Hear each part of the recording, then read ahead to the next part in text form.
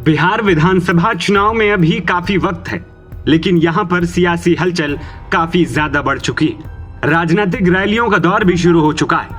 अब सबकी निगाहें इस बात पर टिकी हैं कि आखिर राज्य में चुनाव की तारीखों का ऐलान कब होगा और चुनाव कितने चरणों में कराया जाएगा।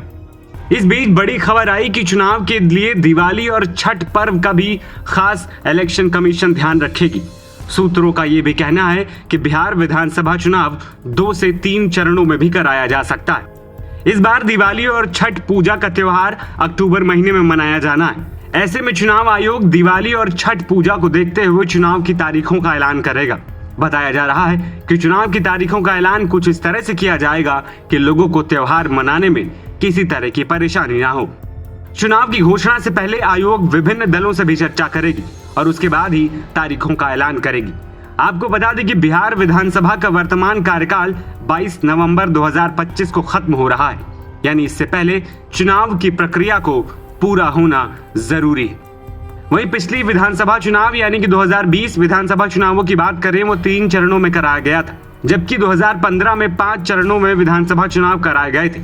अब चुनाव आयोग बिहार में चुनाव कराने को लेकर अपनी तैयारियों में जुट चुका है। तारीखों का ऐलान से पहले मुख्य चुनाव आयुक्त ज्ञानेश कुमार इस महीने ही बिहार का दौरा करने वाले हैं। चुनाव की तारीखों का ऐलान से पहले चुनाव आयोग अपने कर्मचारियों को प्रशिक्षण भी दे रहा है, साथ ही वो राजनीतिक दलों को जागरूक कर रहा है। आयोग अपने कर्मचारियों को बता रहा है कि जब आयोग की ओर से वोटर लिस्ट उनके पास भेजी जाती है तो उनको शामिल होने या हटाए जाने का शक होने पर उनके पास शिकायत और अपील करने का मौका है। उसका इस्तेमाल करें ताकि फाइनल वोटर लिस्ट के प्रकाशन से पहले उनकी शिकायतों और अपील पर गौर किया जा सके। आयोग की कोशिश है कि कुछ महीने पहले महाराष्ट्र, हरियाणा और दिल्ली में चुनाव के दौरान वोटर लिस्ट को लेकर जिस तरह से आरोप लगे, वैसे आरोप इस बार बिहार चुनाव में न लगे। इसीलिए बूथ लेवल ऑफिसर यानी कि BLO की ट्रेनिंग भी दी जा रही है। सभी BLO को पहचान पत्र भी दिए जाएंगे ताकि वे घर घर जाकर सत्यापन कर सके। वहीं बिहार में वोटर लिस्ट अपडेट कराने के लिए खास तौर पर अभियान चलाया जाएगा ताकि 18 साल की उम्र के नौजवानों के नाम वोटर लिस्ट में जोड़े जा सके। साथ ही चुनाव आयोग ने ECI नेट शुरू करने का फैसला किया है। ये इंटीग्रेटेड डैशबोर्ड है जो सारी सुविधाएं एक ही जगह दे देता है, जबकि इससे पहले इन सब के लिए 40 ऐप और वेबसाइट का उपयोग करना होता था। माना जा रहा है कि बिहार चुनाव तक ये पूरी तरह उपयोग में आने लगेगा।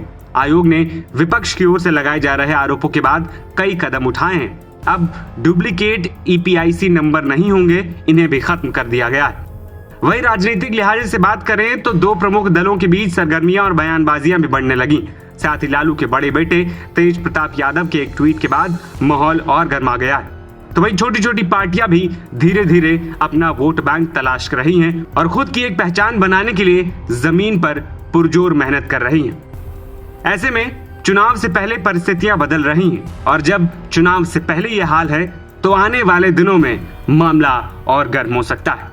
NBT ऑनलाइन की रिपोर्ट।